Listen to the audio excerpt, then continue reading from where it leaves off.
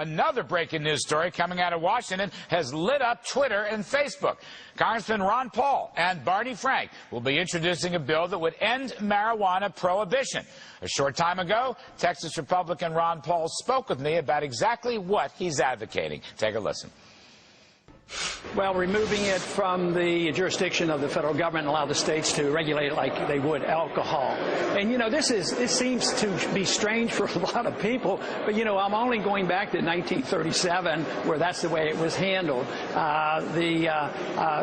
The states always did this, and I'm motivated strongly also because the states legalize it for the use of medicinal purposes, and it is helpful for people who have cancer and are getting chemotherapy. So this is not a huge radical idea. It's something that was legal for a long, long time, and the war against marijuana causes so much hardship and accomplishes nothing. So I would say that marijuana, as far as causing highway problems, is minuscule compared to alcohol, and yet we knew prohibition of alcohol was very bad. So this is just getting back to a sensible position on how we handle difficult problems, and for me it should be the states. All right, and let the states regulate, and yes, I agree with that. That's a free market position. It's a 10th Amendment position. Mr. Paul, one of the debates, though, you came out for legalization of marijuana and heroin. Is that still your view?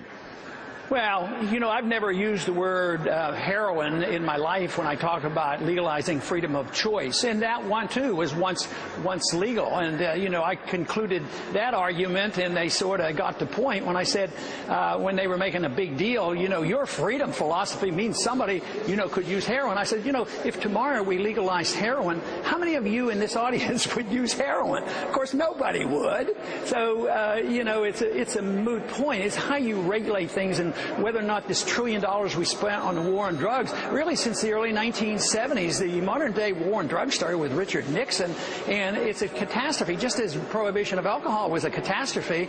So, yes, there are regulations for children and the way the states want to handle it, but, you know, it's sort of like saying, I believe in the First Amendment. Oh, that means you're pro-pornography or something like that. It's ridiculous. You know, permitting something to happen doesn't mean that you authorize it or endorse it. It is not the endorsement of what people do. But do you worry, sir? I mean, look, I'm a recovering alcoholic and drug abuser. I'm coming up to 16 years with God's grace. Do you worry, sir, that this opens the door to more drug use, sets the wrong example, sends the wrong signal? It's an honest question on my part. Do you ever worry about that? You yourself? No, are because I think it's much worse because kids today have an easier time finding marijuana than they can alcohol.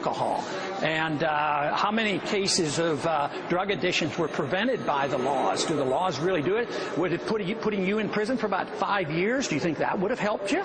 Would that have cured you? No, this is a medical problem. It's not a legal problem. You shouldn't be a criminal because you have a problem with drugs. So I just don't think putting you in prison would have been helpful at all. All right. Well, I did it through a faith-based self-help program, but I appreciate your point of view, Dr. The market, Larry, that's the market way of taking care of a problem. Yes, and I do, and I want to agree with you on why the states should have the jurisdiction on this and so many other things. I think that's exactly the right position. We should be very consistent. I got to go. Congressman Paul, you're terrific for helping us out tonight. I appreciate it very much. Very good. He's a wonderfully interesting man, Congressman Ron Paul. Very